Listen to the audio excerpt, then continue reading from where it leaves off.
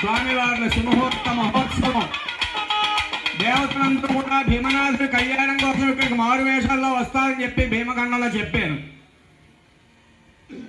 శాబర విద్య యొక్క ప్రభావంతో వారు ఇక్కడికి వచ్చి భీమేశ్వరుడు కళ్యాణం చూస్తారని భీమఖండంలో ఉంది.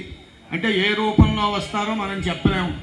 దేవుడి కళ్యాణం కేవలం మానవులే కాదు చూసేది, దేవతలందరూ కూడా భీమేశ్వర కళ్యాణం చూడడానికి వస్తారు. అంతటి విశేషమైన కళ్యాణంలో సుముహూర్త ఘట్టం పూర్తయింది.